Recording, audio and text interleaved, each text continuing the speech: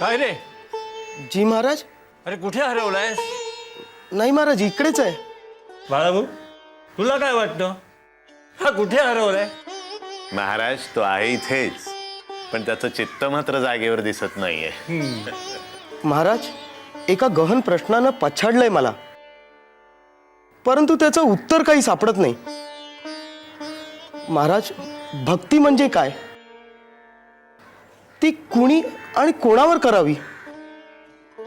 भक्तीला जात, धर्म अथवा कुळ असतं का हो? आमची जात कोणती, आमचा धर्म कोणता, आम्ही कोणत्या कुळातले, हे तुला माहित आहे का? नाही महाराज. तरीही तू आमची सेवा करतोस का? महाराज, कारण तू आमचा भक्त आहेस. भक्ती हे असं बीज आहे की जे मनात रुजतं, फोपावत जातं. समाज व्यवस्थेनुसार आपली कुठलीही जात किंवा धर्म असला तरी एकदा का भक्तीचं बीज मनात रुजलं की स्वतंत्र अशी आपली जात किंवा धर्म राहत नाही. आपण एक भक्त म्हणून जगतो. मात्र ही भक्ती गढूळ नसावी, निस्वार्थी असावी, नर्मदेसारखी. नर्मदा? हो, नर्मदा, आमची नर्मदा.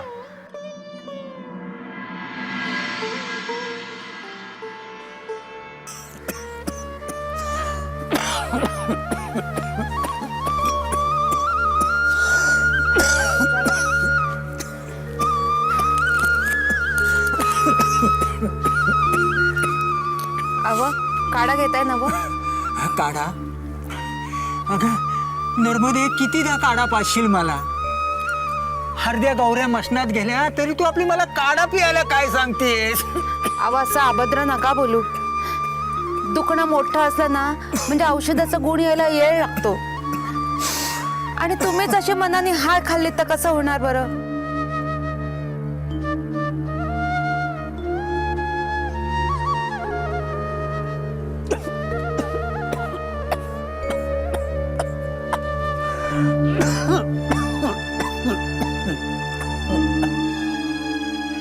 नाही नर्मदे, मला आता जगण्याची आसच राहिली नाही बघ. मी हा आसा बिछाण्यात पडलेला. मी आता कष्टाची कामं करू शकत नाही. तरी एक गोष्ट मला समजते, आपल्या परपंचाचा भाग तू एकटीनं वडतेस. तुम्ही काही वाईट वाटून घेऊ नका. मी जे समज करते ना ते खुशीनं करते. तुझी खुशी कळते मला. अगं नशीब ही किती बी भोग आला ना तरी तुझ्या डोळ्यातनं कधी टिपूस पण येत नाही. इतकी सोचिक बाई आहेस तू. तू खरी पतिव्रत आहेस नर्मदे, खरी पतिव्रत आहेस. हो ना? माझं ऐका. वैद्यबुवांनी सांगितलंय ह्या काड्यात फरक केलाय. ह्यानं तुमच्या परकोतीत नक्की आराम पडणार. आराम? अगं गेली वर्षभर मी आरामच करतोय. आपला तरणा ताठा पोरगा आणि सून या साथीच्या आजारानं गेली आणि मी बी त्याच आजारानं आजारी पडलोय. अरे त्या देवान मला तरी न्यायचं होतं. मला का म्हणून जीवात ठेवलंय? तुम्हाला सांगते, तुम्ही अशा मरणाच्या गोष्टी नका करू. नाही तर आपला रागू लई घाबरतो आणि आई वडिलांची आठवण काढून रडत बसतो. मला हे बरं नाही वाटत. तुम्ही पुन्हा अशा मरणाच्या गोष्टी नका सांगू. नाही तर त्याला समजावता समजावता माझ्या बी डोळ्यात पाणी येत.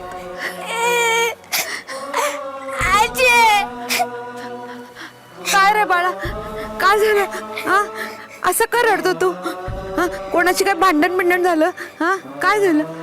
गणू भाकर खात होता ना तेव्हा मला बी भूक लागली होती, म्हणून मी त्याच्याकडे भाकरीचा तुकडा मागितला तर त्याने मला शिवी दिली.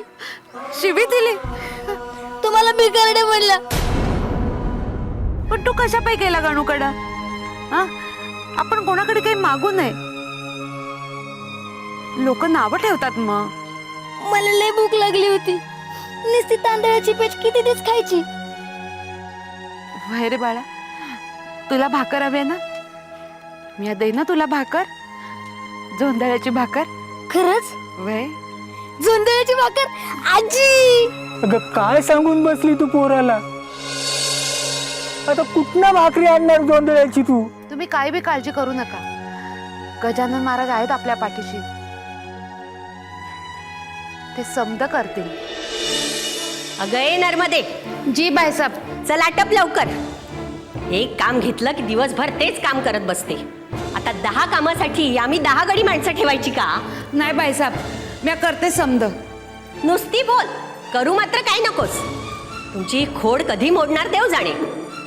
ऊस गोड लागला म्हणून मुळा सकट खायचा. अहो ऐकलत का?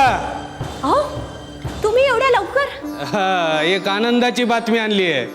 काय काय? बऱ्याच दिवसानं आपली इच्छा पूर्ण होणार आहे. अरे आपल्या घरी साक्षात गजानन महाराज येत आहेत. अगं भाई खरंच? म्हणजे देवच पावला म्हणायचा. देव पावला म्हणजे काय? अगं सुहासिनी, आज जे काही आहे ते गजानन महाराजांच्या कृपेमुळेच आहे. हे सारं जे वैभव मिळालंय ते सुद्धा त्यांच्या कृपेमुळेच मिळालेलं आहे आपल्याला. आणि हे ऋण फेडण्याची संधी आज आपल्याकडे चालून आली आहे. त्यामुळे त्यांच्या आदरातिथ्यामध्ये कुठलीही कसूर राहता कामा नये याची काळजी घ्या. हो हो, तुम्ही काही काळजी करू नका. महाराजांची अशी खातिरदारी करू की महाराज आपल्याला भरभरून आशीर्वाद देतील आणि आपल्या संपत्तीत आणखी भर पडेल. ते तर होईलच. महाराजांची कृपा असल्यानंतर काय अशक्य आहे. आणि बघा, महाराजांची सागर संगीत पाद्यपूजा करायची. मी साहित्याची जुळवाजुळव करायला घेतो, तुम्ही स्वागताची जय्यत तयारी करा. आणि हे पहा, मन प्रसन्न ठेवा आणि घरही प्रसन्न ठेवा. हो हो, तुम्ही काही काळजी करू नका.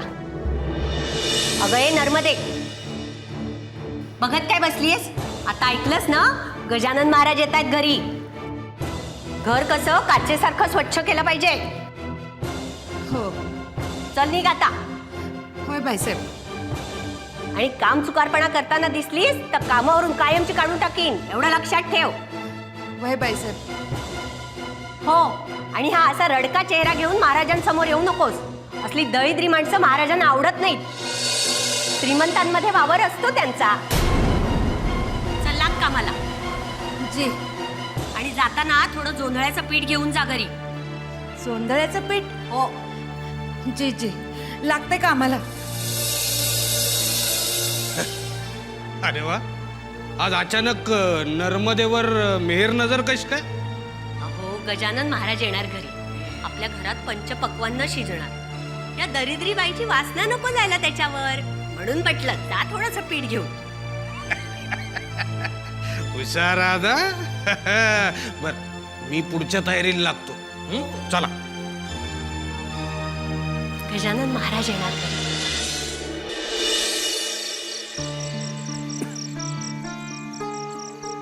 आजोबा,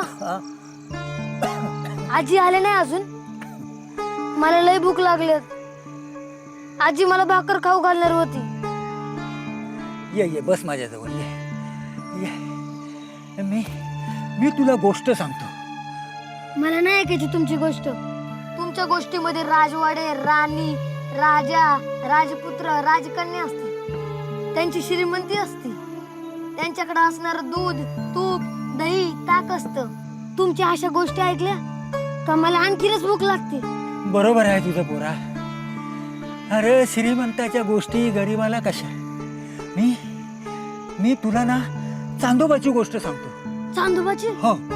ते समजा ठीक आहे, पर त्या भाकरी बरोबर असणार चून कुठे? ती बघ व्यादाची चुनचुनीत चांदणी. ती चून आहे भाई. होय, गरीबाची चून भाकरी आभाळातल्या देवाकडं. ती गरीबाच्या पोटाला कधी बी लागत नाही. आजोबा, राघू, आजोबा, आजी आली. आजी भाकर. आधी मला मुका दे, मग मी तुला भाकर देते. का वय आता भाकर देते.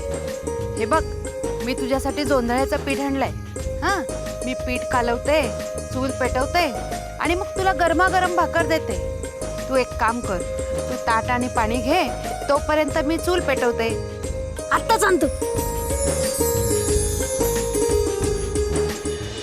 नर्मदे,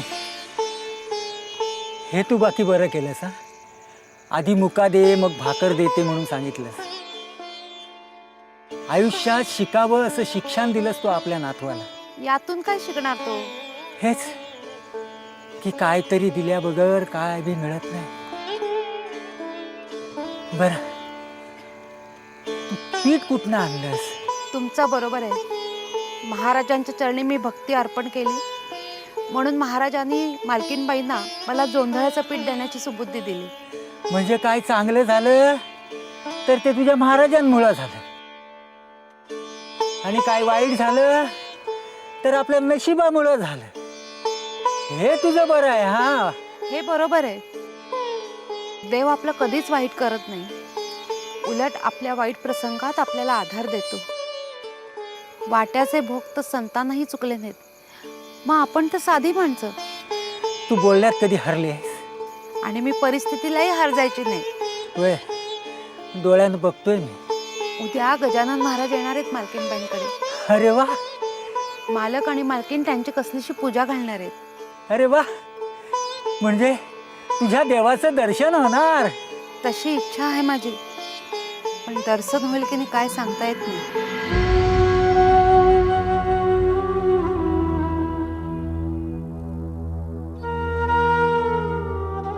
काय ग हे हे नर्मदा, अगं अगं तू कुठं हरवलीस? महाराजांना द्यायला आपल्याकडे काही नाही, त्यांना काहीतरी द्यायला हवं ना.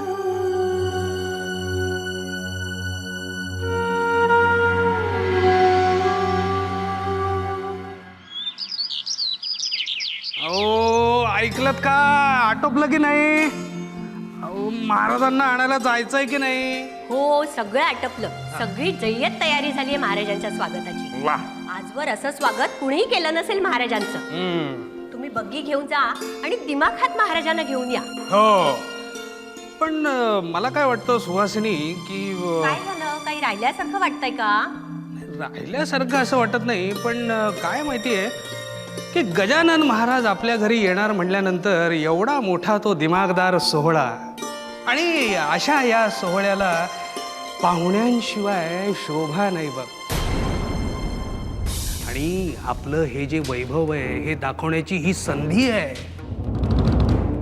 त्यामुळे मला काय वाटतं सुहासिनी की मुळीच नाही, कोणालाही आमंत्रण देण्याची गरज नाही. हा काय विवाह सोहळा आहे का आपलं वैभव दाखवायला? मी तर कुणालाही कळू दिलं नाही आपल्या घरी महाराज येणार आहेत ते. का? अहो, कळत कसं नाही तुम्हाला?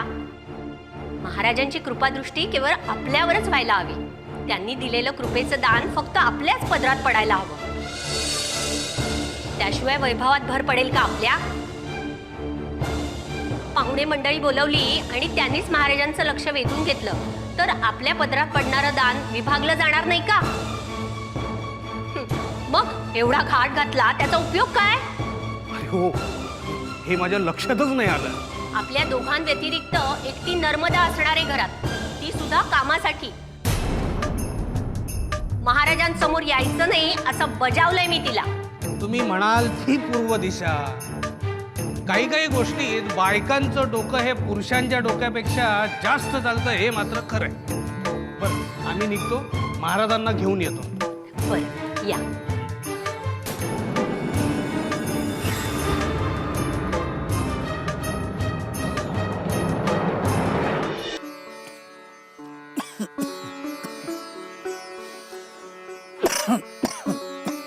अव, मी चालले मालकीनबाईंकडे कामाला. कालच्या भाकऱ्या आहेत आणि चून बनवलंय सकाळच्याला. तुम्ही चून भाकरी खावा, मी सांच्याला येते. नर्मदे, अगं पण तू खाऊन घेतलं की नाही? नाही, माझी न्यारी होईल की मालकीनबाईंकडे. मला खोटं बोलते? आज त्यांच्याकडे गजानन महाराज येणार आहेत. म्हणजे लय मोठा सोहळा असणार. तुला काय आज फुरसत नाही, जास्तीची कामं करून घेणार. तुला कोण म्हणणार नाही, नर्मदे वाईट भाकर तुकडा खाऊन घे. श्रीमंता घरचा सोहळा आणि बिचारा गरिबांचा गळा आवळा.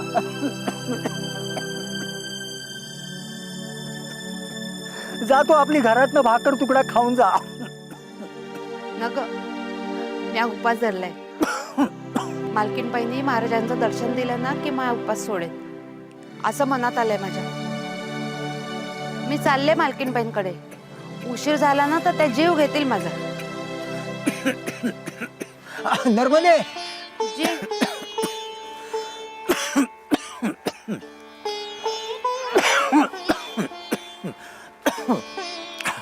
ही फुलं. अगं तू महाराजांनी म्हणाली नव्हती का मी काहीतरी तुम्हासनी देईन. ती ही फुलं धर, महाराजांच्या चरणाजवळ ठेव आणि त्यासनी म्हणावं की आमचं आता आयुष्य सरत आलं. आता ह्या मोर तरी आमासनी फुलावानी जप.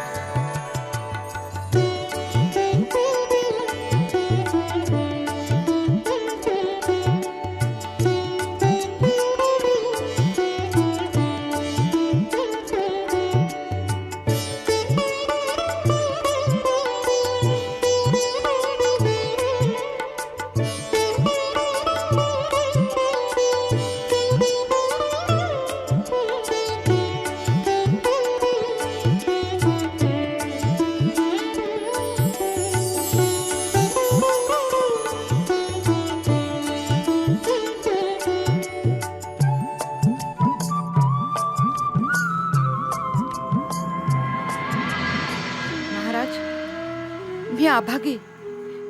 तुमच्या समोर येऊन तुमच्या पायावर डोकं नाही ठेवू शकले.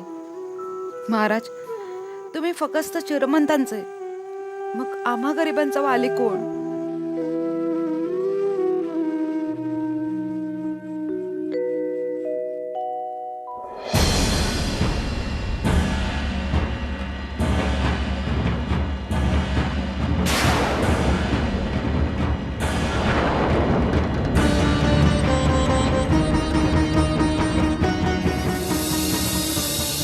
महाराज क्षमा करा, एक गोष्ट राहूनच गेली. मी आलेच.